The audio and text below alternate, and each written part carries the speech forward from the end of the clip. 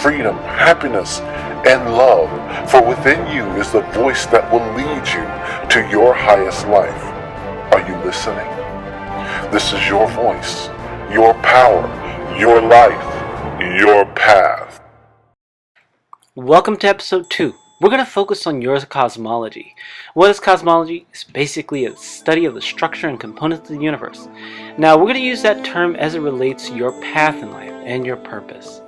And this video will help you to understand that your origin, the origin of your understanding of life and your place in it may not necessarily resonate with who you are. And you may have to change it. You may have to rewrite it. And it's okay. It's something that is a necessary and natural part of our evolution as beings on the earth. We're talking about cosmology, your path in life and your path through life, and how to create our own cosmology and our own connection to life and to everything around us.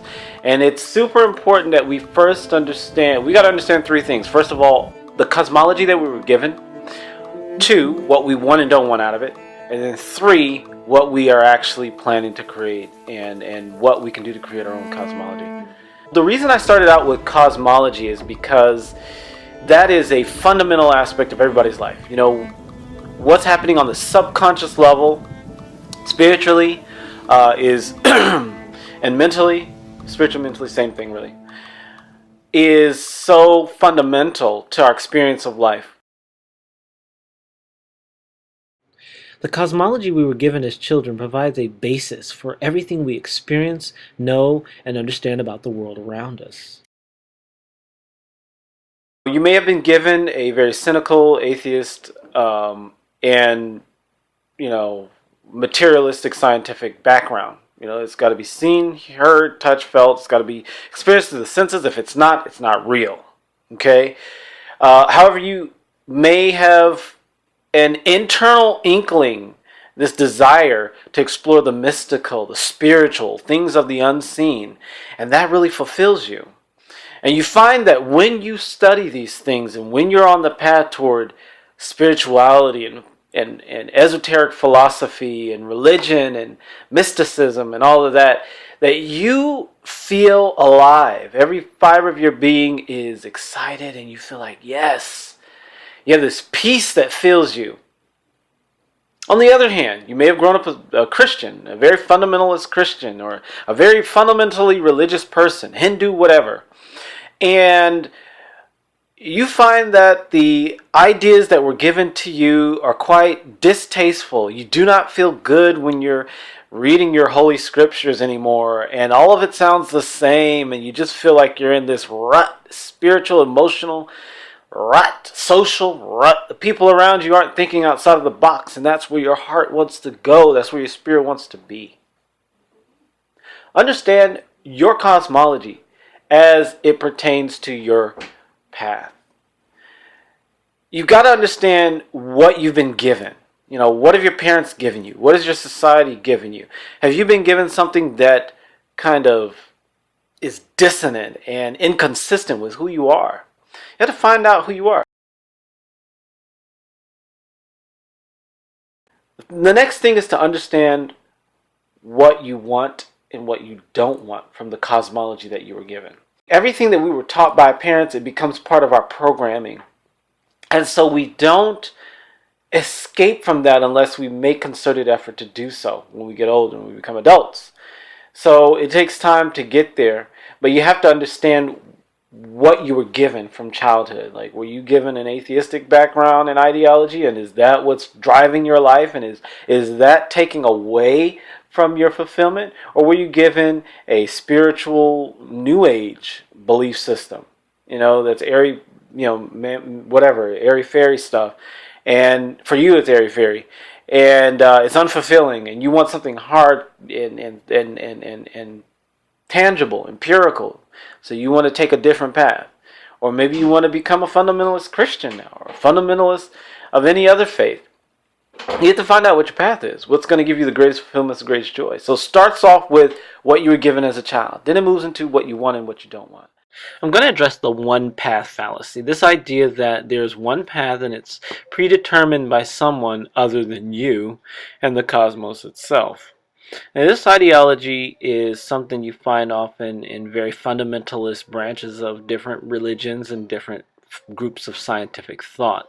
People who have a fundamentalist ideology are often very, very rigid when it comes to that.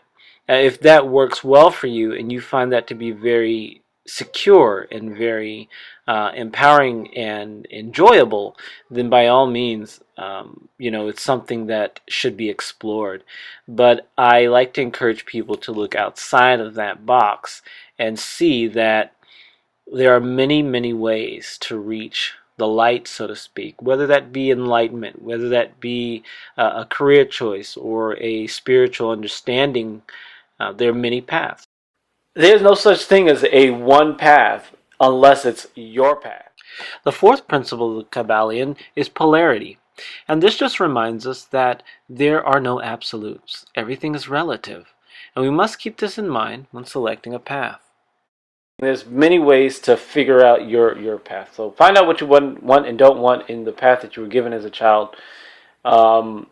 And then start moving in the direction of what you desire. So maybe you grew up a scientist, both of your parents were scientists, and they were also atheists. Atheism and science doesn't go together naturally.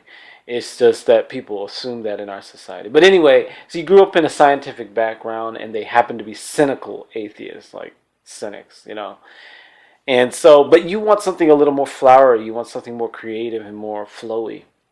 And so you approach spirituality and you find that it really takes you up to the next level. But you still like that empirical looking into things, really trying to understand them and following a set pattern to do it. So you can combine those things and create who you are and understand that that's your path. And a lot of people think that it has to be one thing or another, but it doesn't. What will you create? Why are you here? That's what cosmology is all about. It's about understanding your place in the universe, why you're here, where you're going, and what's your relationship to everything around you. What does it mean, and what is the meaning of it all? You create that meaning. No one else can give that to you. And even neuroscientists understand that the world that is around us is really not, it's illusory, right? It doesn't really exist. Only our perceptions of it create our experience of it, and our experience of it becomes our reality. And so if we can find a way to augment our experience of the world so it gives us greater joy, peace, love, freedom, time, gives us access to more monetary wealth, joy, and adventure, then we're creating a life that really matters.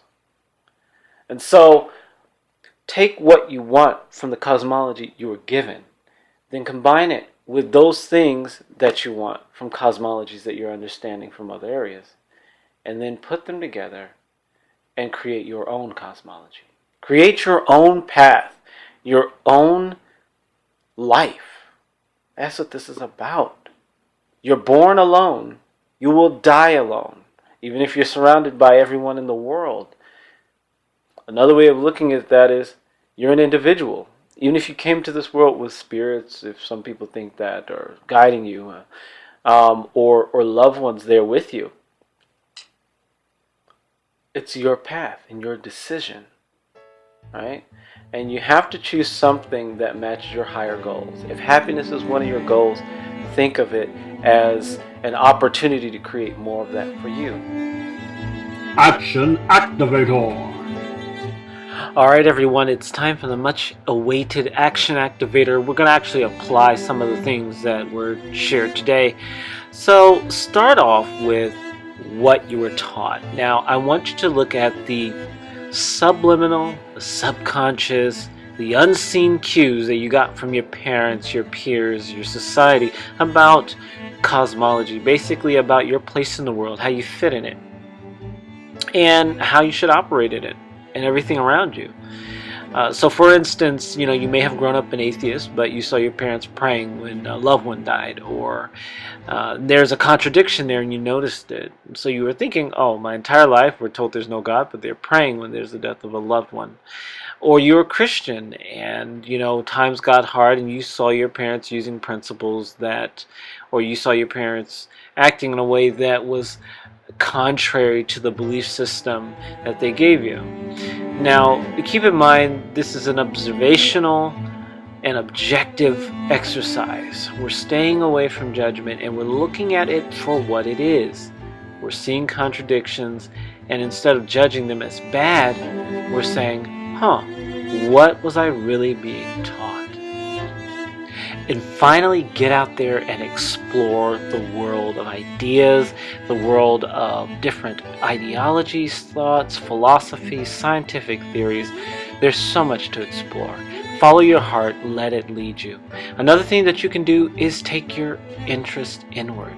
Think deeply or meditate. Take time to breathe, walk in the park. Get a little bit of exposure to your own inner presence, your own inner voice. Allow that to lead you. You may be walking through a park, or you may be walking through the mall and a book will catch your eye, or a thought will enter your mind and you'll say, I never thought about earth-based religions, or I've always been an atheist, but Christianity seems pretty interesting. Let me explore that. And it'll lead you down a rabbit hole that'll be quite interesting, and it'll be a wonderful journey. So enjoy, have fun. Life is beautiful and life is amazing. Tell me what you thought about the discussion. What is your cosmology? Do you desire to follow a direct path, like a Christian path or a fundamentalist Christian path, or are you very, very interested in Judaism and used to be Muslim, or you are, grew up with a non-spiritual, non-religious path, and now you want to be religious or spiritual. Maybe you grew up very religious, very spiritual, and now you just have no interest in that anymore. It doesn't fulfill you, and you want to be more empirical. You want to be able to look at things through a set system of observations and have real experience of things. Or do you want to explore the New Age movement? Or do you want to explore theosophy or all of that stuff? Let me know in the comment section below and I'll get involved in the discussion. If you have any questions, put your comments up. I'd love to get involved with you. Also, feel free to follow us on Twitter, Facebook, YouTube channel. Check it out. Subscribe, share it, and we'll see you next time.